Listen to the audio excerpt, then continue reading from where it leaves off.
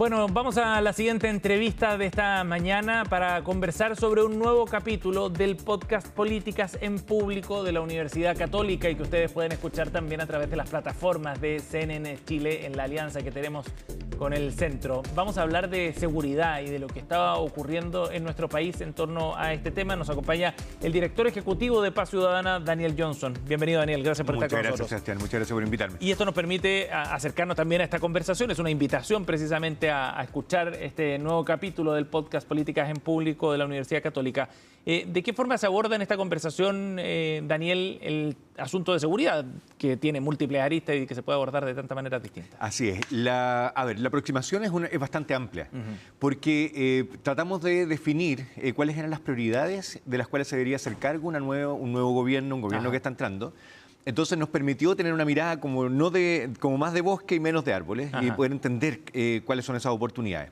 Estuvimos con Mauricio Duche ahí, académico de la Universidad Católica, entonces también fue un buen mix porque tenemos desde las organizaciones de la sociedad civil, nosotros como Fundación Paz Ciudadana y la academia, y pudimos ir complementando las miradas para tratar de entender cuál es la situación primero, cuál es la crisis de seguridad que buscamos resolver y después, a partir de eso, definir cuáles son las políticas públicas que podrían ser más pertinentes y también algo de una evaluación de lo que se puede hacer en un periodo tan corto de tiempo todavía de las medidas que se están tomando en el gobierno. ¿Se puede hacer una evaluación, un balance de lo que ha pasado estos 100 días? Uno lo puede evaluar en función de las capacidades que ve que se está instalando, pero no en función de los resultados que ya están habiendo. Porque son radicalmente distintos. Las medidas que pueden tener un impacto real y sostenible en el tiempo en políticas públicas de seguridad suelen tener impacto en el mediano y en el largo plazo. ¿Hablamos de meses, años?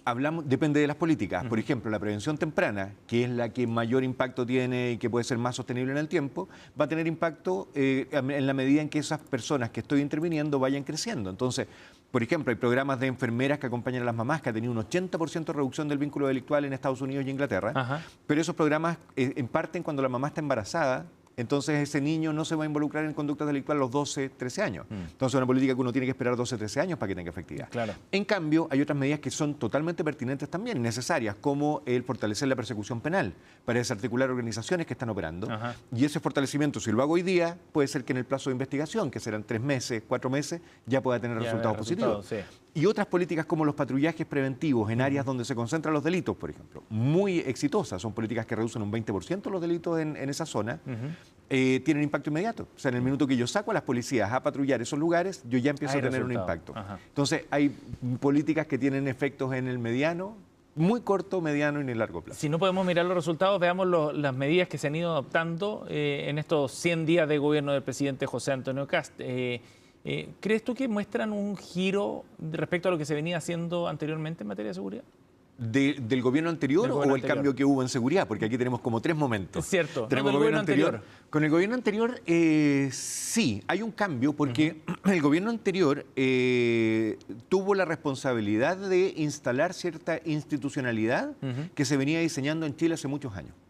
De hecho, proyecto de ley como el nuevo Ministerio de Seguridad, que venía desde el gobierno del presidente Piñera antes, pero se tramita y se aprueba y se instala el Ministerio de Seguridad, que sin duda es una política que puede tener un impacto radical en cómo se administra las materias de seguridad en adelante. Eso es muy importante. Entonces, diría, el gobierno pasado fue más bien de instalar esa institucionalidad, Ministerio de Seguridad, Fiscalía Supraterritorial en el Ministerio Público, que también los recursos se tuvieron que tramitar desde el Ejecutivo en el Parlamento, el programa ECO también, los equipos estos de crimen organizado y homicidios en el mismo Ministerio Público, el nuevo servicio de reinserción social de jóvenes que también se tuvo que terminar de instalar, etcétera. O sea, instalación de instituciones. Hoy día es el minuto de hacer que esas instituciones funcionen. Y eso es un desafío gigante. O sea, no solo el chasis es lo importante, lo más importante es cuáles son las capacidades reales que instalamos dentro de esa estructura. ¿Cómo se van relacionando los engranajes de esta máquina? Efectivamente. ¿Y cuáles son los desafíos del Ministerio? Por ejemplo, la coordinación interinstitucional. Y eso es algo que ha estado muy discutido en Chile, pero no por eso ha sido posible de ejecutar. Todavía tenemos diferencias importantes, todavía hay conflictos institucionales que muchas veces no se sacan a la luz, pero que la verdad es que si no los vemos no los vamos a poder resolver. Por ejemplo, no es raro ver que Carabineros puede decir, oye, yo hice la investigación y quedó la persona disponible para la Fiscalía para que pudiera hacer la acusación después y pudieran presentar los cargos.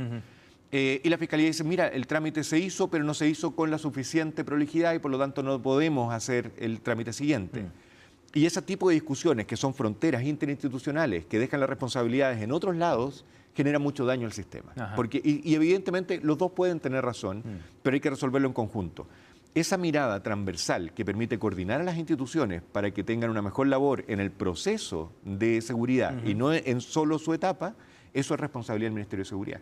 Entonces, volver a poner... una institucionalidad nueva también, o sea... que también a sí mismo, efectivamente. Desafío. Entonces, volver a poner en la mesa el tema de la coordinación y del sistema de seguridad, entender que no son componentes separados, que es un sistema que tiene que funcionar en conjunto, esa diría que es la primera responsabilidad del Ministro de Seguridad hoy día. Daniel, en esta idea que planteas tú, que se plasma en la conversación con Mauricio Duche, respecto a mirar el bosque y no los árboles, ¿cómo ves tú la discusión política respecto a materias de seguridad? Porque la discusión y la reacción política tiende a ser más bien la de mirar el árbol, precisamente, ¿no? El corto plazo, la reacción inmediata, la sobrereacción en algunos casos.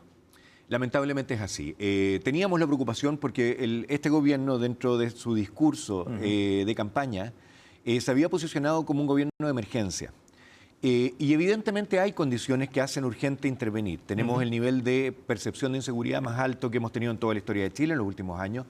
Tenemos tasas de homicidios que están altas comparado con la historia también, aunque han venido bajando, pero levemente en los últimos años todavía las tenemos altas. Tenemos un aumento de crímenes muy violentos como extorsiones, sicariato vinculado con los homicidios, también tenemos secuestros extorsivos. Entonces, evidentemente, eso ha generado una sensación de temor tan alta en la ciudadanía que se ha dañado esa estructura social que se mantiene cuando tenemos niveles de seguridad más altos. Las personas dejan de ir a ciertos lugares. Hay cambios de rutina. De comportamiento, con costos gigantescos. Por ejemplo, medimos la ciudad en metros de área verde por habitante y la verdad es que si el metro de área verde no es percibido como un lugar seguro, no se va a usar. Entonces dejan de prestar valor un montón de otros servicios públicos que lo está financiando el Estado. Entonces, en esa medida, y entendiendo eso, hay que tomar medidas también que tienen un impacto inmediato, pero en dos cosas. En la disminución de delitos, sí, pero también en la percepción de temor. El mostrar que se están haciendo acciones concretas y comunicarlo es muy importante para que la percepción de temor de la ciudadanía baje también y podamos generar ese valor en el aprovechamiento de otras políticas públicas. Eso es muy importante. Pero eso, el temor que hay y el costo que eso puede tener es no complementarlo con medidas que sean de mediano y largo plazo. Entonces, las de corto plazo suelen estar vinculadas a evitar que una persona motivada a cometer un delito lo haga. Las medidas de largo plazo tienen mucho más que ver con disminuir la cantidad de personas motivadas a cometer delitos. Es otro foco. Sí. Y hay que complementar las dos. No es con una que vamos a obtener el resultado total. Claro, y esos son, no hay bala de plata, digamos. ¿No? Efectivamente. Y esas son prevención temprana de involucramiento delictual de niños y niñas. Hoy día tenemos estadísticas que muestran que niños a los 8 años se están involucrando en conductas delictuales. También el reclutamiento de organizaciones delictuales ahí es muy importante y hay que controlarlo. Y por otro lado, la reinserción social de las personas que están privadas de libertad.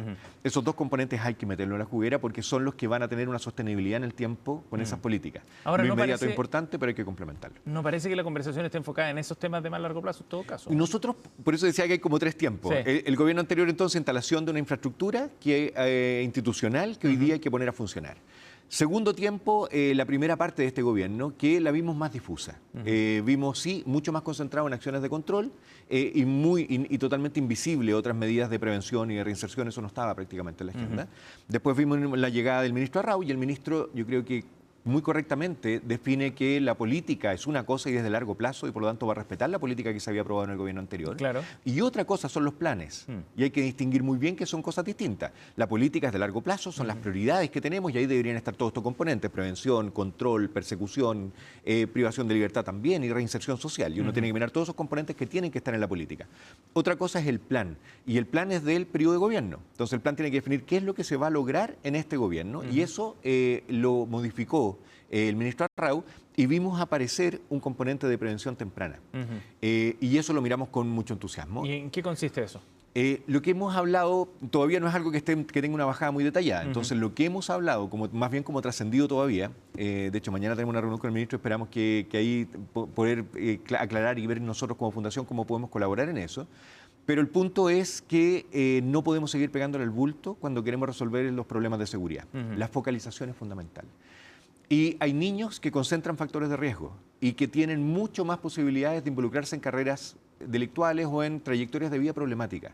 Ser capaces de identificar temprano a esos niños hacen que puedan ser abordados con programas protectores, no desde la plataforma de seguridad. Cuando tú atiendes a un niño que ya cometió un delito, llegaste tarde, ya cometió un delito. Claro. Y cuando además lo tratas de proteger o de evitar que siga cometiendo delitos desde la plataforma de seguridad, eso es súper iatrogénico. Esos niños está bien demostrado que vuelven a cometer delitos con mucho más frecuencia.